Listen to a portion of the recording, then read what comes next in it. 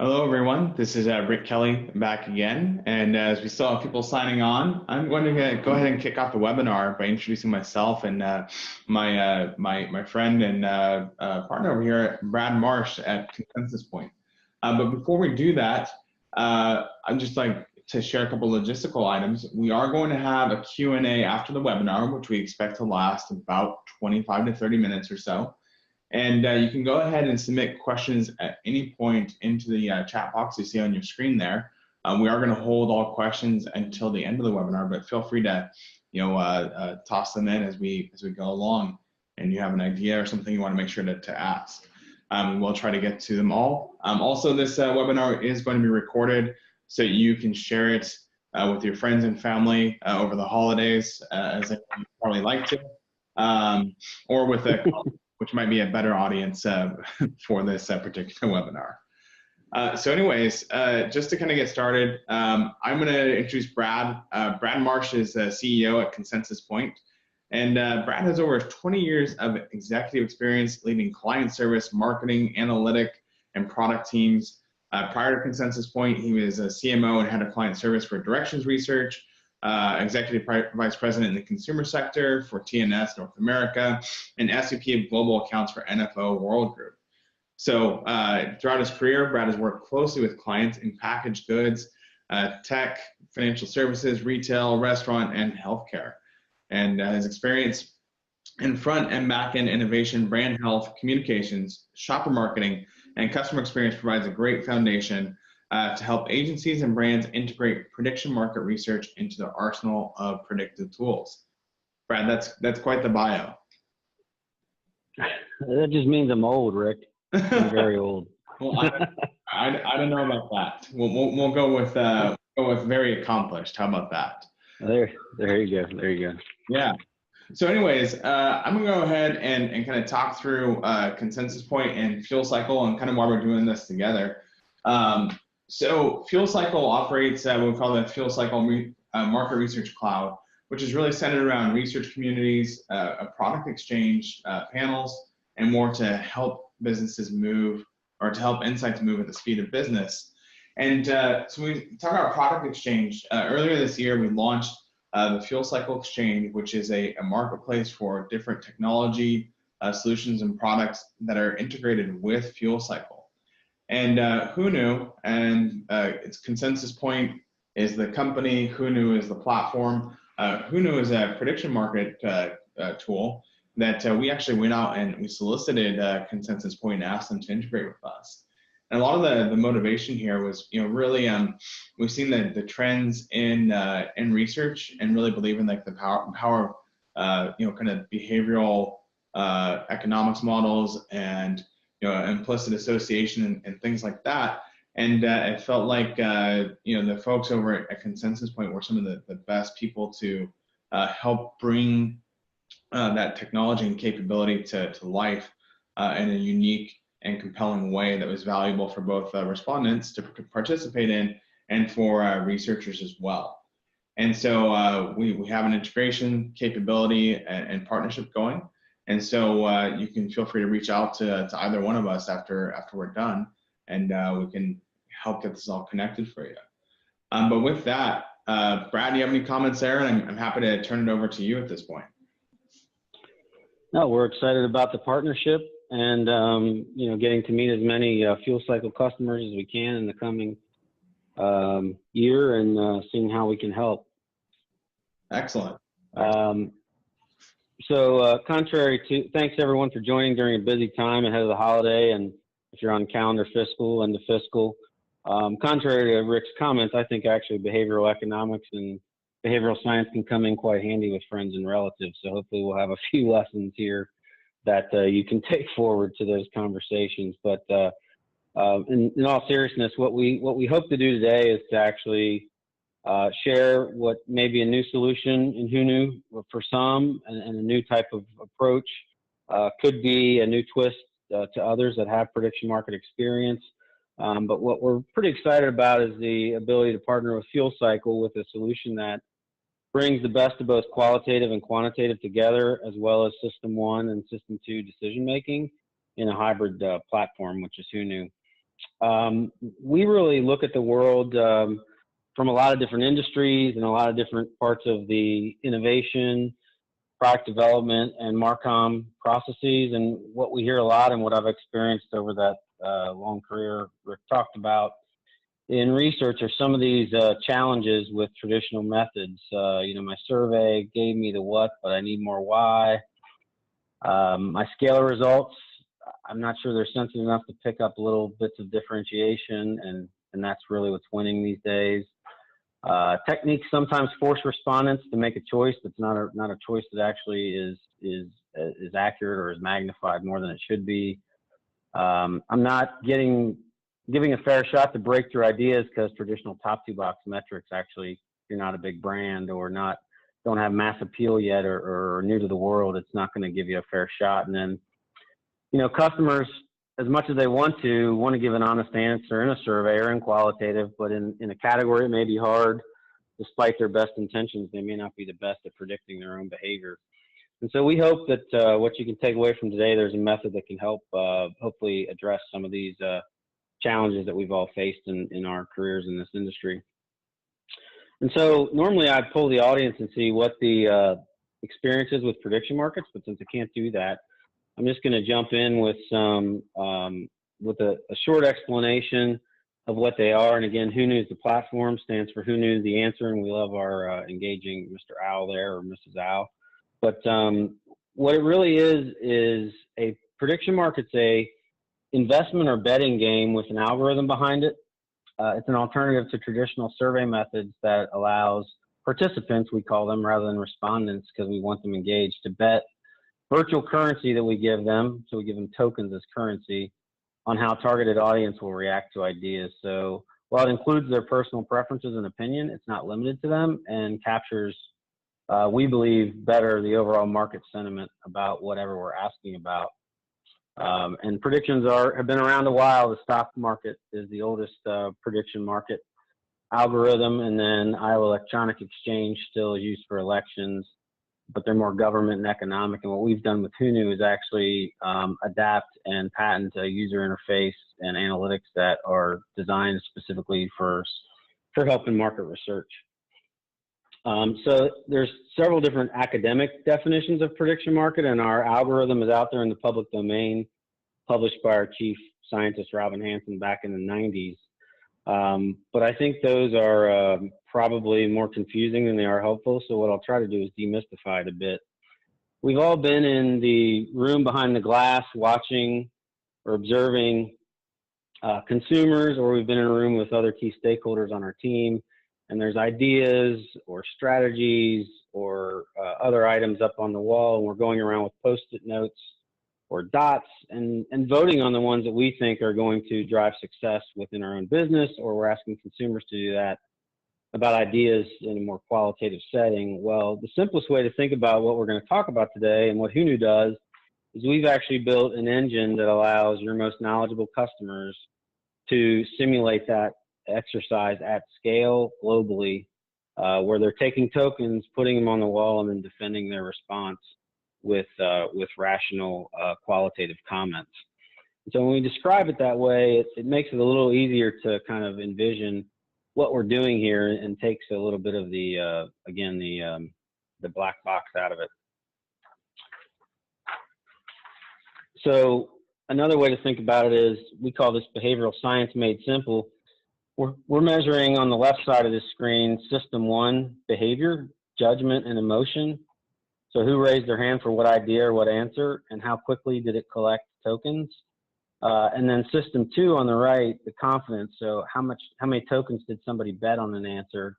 Because they can bet 5 or 20 or however many they want based on their own confidence in the answer. And then defending with a rational response as to why they think they're correct in their prediction. And you think about kids in a classroom when the teacher asks a math question or spelling question, and some will raise their hand quickly and high, others will sit and not raise their hand, and some will raise it a little bit lower because they're not totally confident and don't really want to be called on. But it's kind of the same measurement system, and Who Knew is doing that dynamically within the user interface that I'm going to show you some examples of.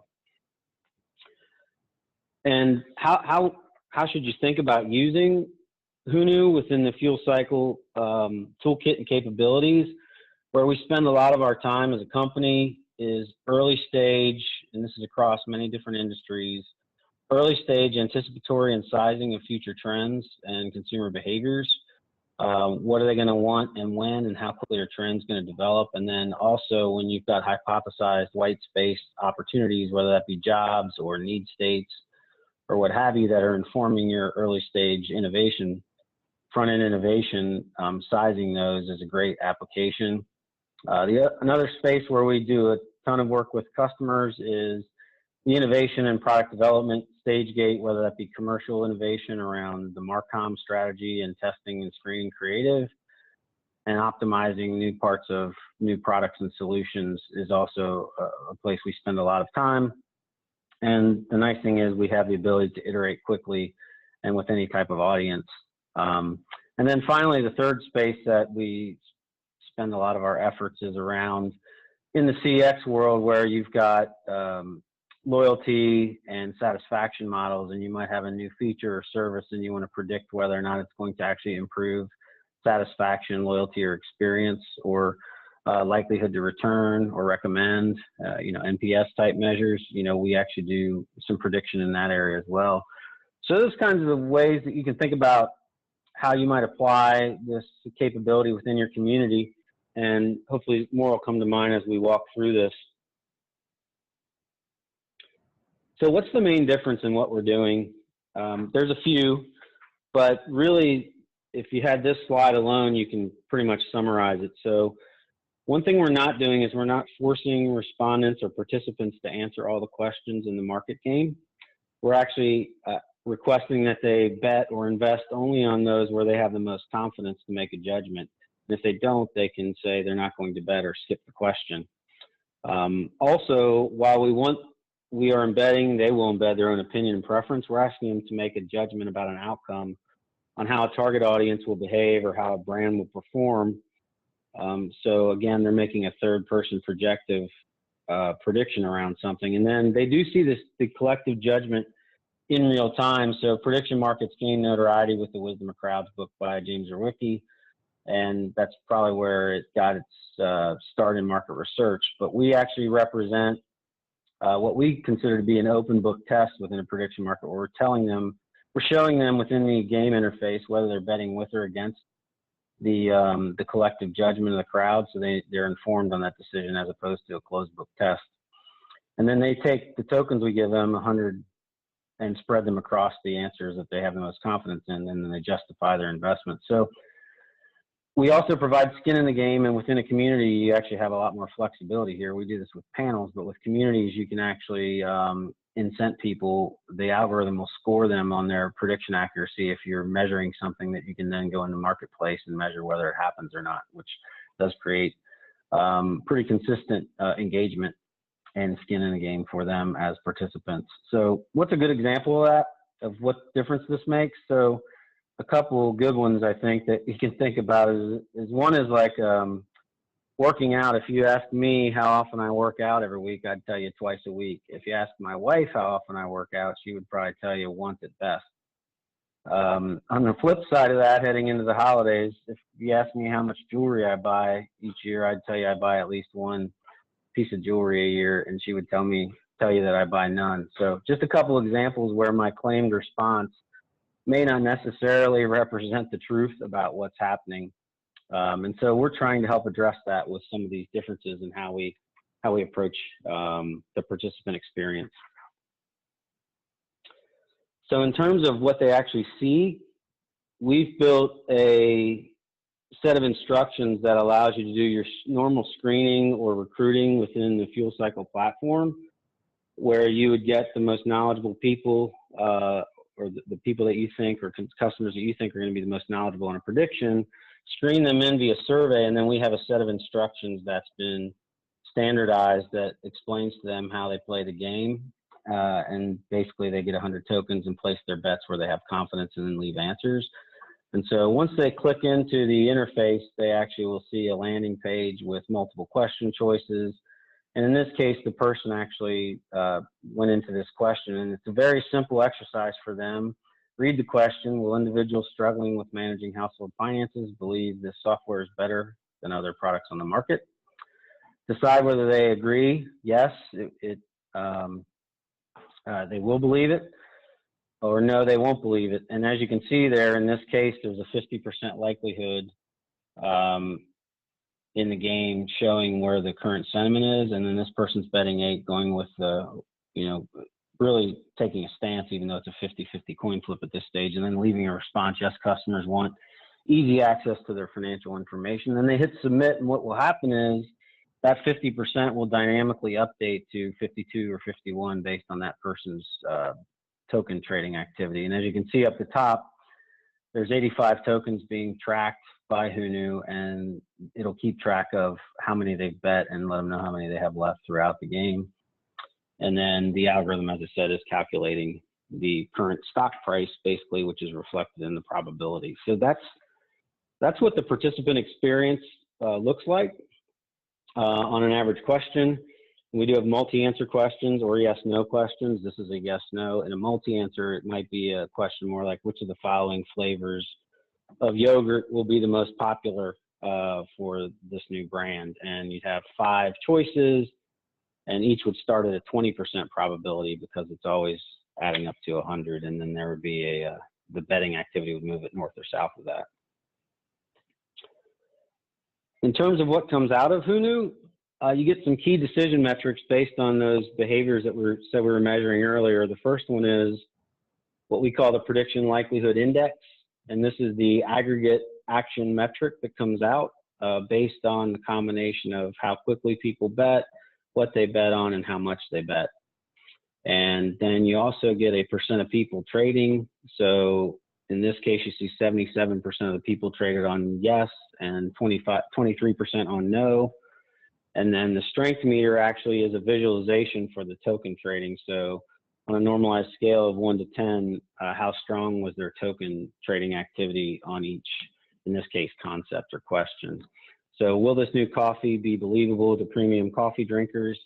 That's a good example of how we ask the question. Again, it's about an audience and a topic that the person that's participating is probably part of, but it removes or minimizes the rational response bias that often is a challenge in a lot of our survey work and even qualitative work. And so that 74% likelihood is the likelihood this event will happen. You can also see we pull through segments from the screener, or you may already have folks in your customer community typed with different segments. We can pull them through and see, did one group like boomers, which over-indexed versus the average at 81 on this particular believability question, whereas the females under-indexed at 69. So you can actually see is your message or concept or whatever you're asking resonating with one group versus another. And one of the main deliverables that you get and sets of insights you get, and one of the more powerful things about the methodology is the qualitative that comes out of it. Because we were asking, as I showed a couple screens ago, for betting rationale, if you will, or defense of their bet. For one, they move right to the point of why they think they're right, as opposed to answering with more cursory responses. And two, they've taken a position. So obviously, when you've taken a position in something, you've already gotten past some of the higher order stuff down to what really matters. And so we see about a 70% response rate on every question in terms of qualitative. So we get hundreds to thousands of comments that really help marketers, especially on the no side of the equation, to refine how they're talking about something, which pieces of it are working or not working. And we provide themes, but then you can actually dig into the verbatims deeply in the overall data that we'll give back. And while qualitative is valuable, one thing we didn't have 3 or 4 years ago when I came on as CEO is we didn't have validation and we didn't have norms. So my belief, and one of the reasons I came to Consensus Point, is I believe the methodology is something that can help evolve where we're going as an industry. And so to trade off qual and quant doesn't make a lot of sense. to me when you can have both. And so what we've done is actually validate and create norms for our metrics that I just showed on the prior page compared to traditional methods, including max diff, sequential monadic and monadic designs, as well as in market where we've partnered with different partners that have syndicated data and actually proven out that our predictions come true in market. So what we hope we're providing is the best of qual with science behind it and validation, so you can use the quant for decision making as well. And one of the more powerful parts of the platform is also the betting spread. And so what this is showing you is both the yes side of the token trading as well as the no side of the token trading. And the important part here is that our data behaves like natural choice data. So in most choice modeling exercises, you're going to set up an experimental design, put ideas or statements or sets, value props against each other and have people pick, which forces a choice that gives you discrimination, but the discrimination may be, magnified more than it should be. We are not forcing a choice, but we're asking for a choice. So the way our data behaves is more like choice data without forcing it. So while we provide the overall action standard metrics on the slide ahead here for idea 2 and idea 1, it looks like they're at parity on the overall action standard, but when you peel back the onion, you can actually see that idea 1 has a higher yes betting level, and so therefore is slightly differentiated versus idea 2, and probably has slightly more potential. And you wouldn't have seen that in a traditional scalar measure. And that's one of the more powerful pieces of the platform that allows you to really get underneath the hood if you've got ideas that come back close, but you're willing to see, are there nuanced differences, or is there a niche idea that only appeals to a smaller part of the market, but they're highly confident it's going to be successful. You can see that with this kind of analysis. And then I have a few use cases just to cover before we get to questions. So here's a couple that are more early stage front-end innovation. So an insurance company prioritizing new potential app services and benefits. Importantly, the predictive measures we were going after here were the likelihood of current customers to subscribe and new prospects or customers to inquire, along with a long-term customer impact. And in less than a week, they chose 2 new offerings that move forward, with one targeted to current customers, share a wallet play, and another towards new customers acquisition. Second example here is tech banking trends, and this is more early stage sizing of where things are headed for a particular industry. And so 4 new technology investment areas that probably the long-term innovation team hypothesized that could shape the future of banking, including mobile, AI, robo, and crypto. And then we built questions to allow them to size those into the future, how likely they'd be to be adopted, how fast, what would be the usage occasions, and what would be the security concerns. And so these results informed their both of qual and quant innovation and communication priorities. A couple closer in, probably more familiar, stage gate type applications and innovation. Food manufacturers is more of a screening, 34 new product ideas, wanted to evaluate quickly which one should move forward. And of those 34, several scored in the top quintile of Hoonoo's database and also qualified on brand positioning and brand fit, and they move forward. Early stage ad testing, and this is where we see the qualitative really pays dividends prior to more confirmatory approaches where you're really evaluating creative ideas or domains and territories, and you're trying to get at what the right messaging is within the ads. Hoonoo provides a lot of great feedback on that. And in this case, the top performers performed well downstream using the preferred confirmatory method. TV show naming, list of 18 titles for a new reality show, did it in half the time and cost, and it's going to be launching in 2019. And then finally, a package claims example with 9 potential product claims.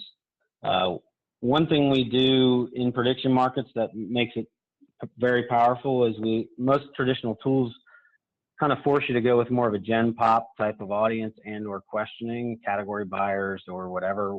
Most innovation now is targeted towards more niche audiences or use cases or jobs where insights uncovered a competitive advantage you think you can exploit, we actually can ask those questions in context. So will this package stick out to moms with kids that are looking for a natural product, for instance, would be how we might ask a question, as opposed to will people buy it.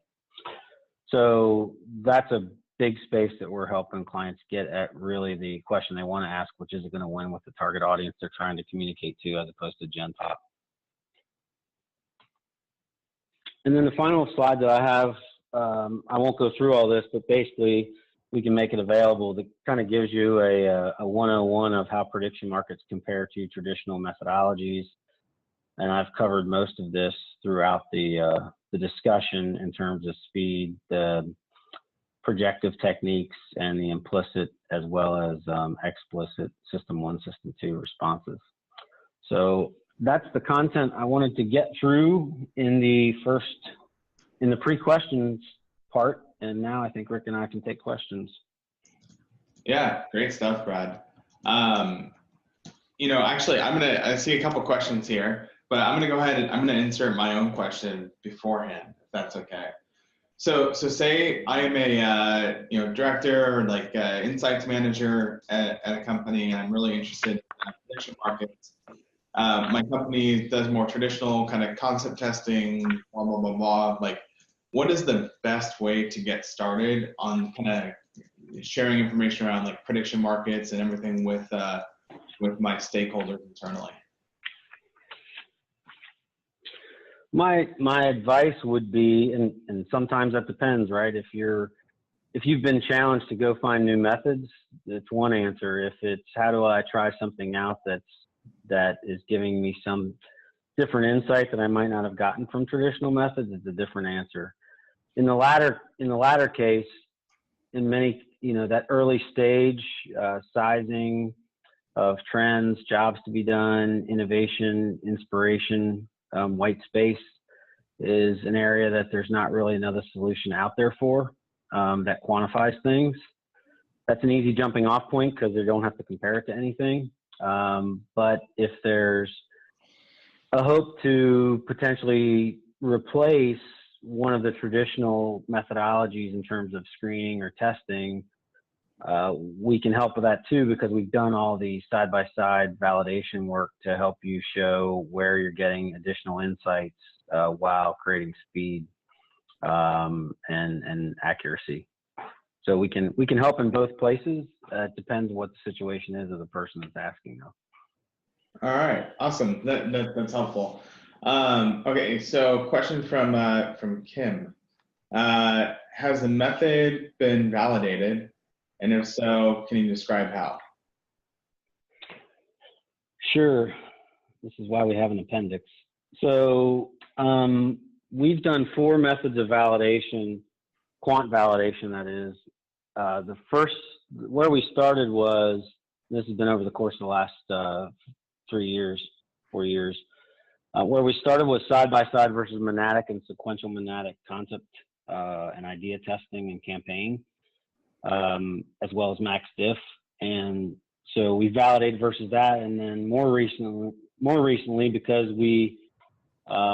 a lot of things we couldn't validate in market until they actually happened, we've more recently validated our 90% accuracy on our end market predictions. And that's 2 different groupings of predictions. One are trends in consumer behavior and sales and new product adoption that we've predicted 2 and 3 years out, where we found public domain information to validate those predictions. And then most recently, with one of our key partners, IRI Worldwide, we've validated what you see on screen here,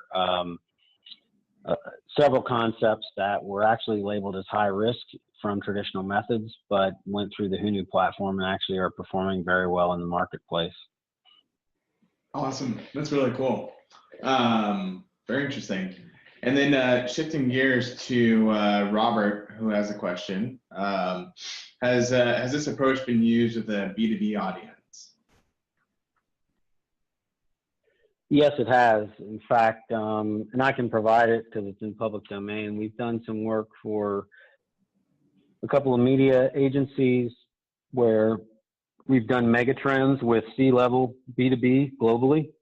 In fact, it was an interesting exercise. We did some work where we were looking at 6 megatrends like new product payment methods, 3D printing, virtual office, and several others that the media agency wanted to predict across the globe how much impact it was going to have on what industries. And so we actually had 2 side-by-side markets, one that was B2B, C-level execs in 8 countries, and then a B2C one that was the same questions but asked among consumers. They actually used that data to launch a division of their company, a consulting division, a couple of years ago. And then we've done other smaller B2B markets in the U.S. and around the globe. Awesome. Maybe a kind of related question. Have you found like a cultural like nuance, like, is this like applicable in Asian markets or European markets and retain the same validity? Yeah, what's really interesting is, as a full service quant guy for many years, always had the challenge of cultural biases impacting survey data. And one of the interesting things is that,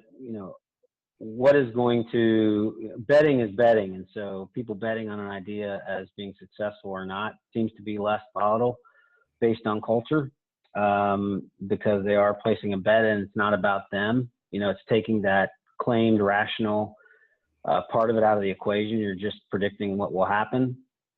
So the whole minimizing a scale rating seems to go away for all intents and purposes. And what's also cool is that Hunu is mobile responsive in language, so we can actually program Hunu to do truly global research where you can put people in Japan and people in the UK and people in the US in the same exact market with the same exact content, and Hunu adapts to their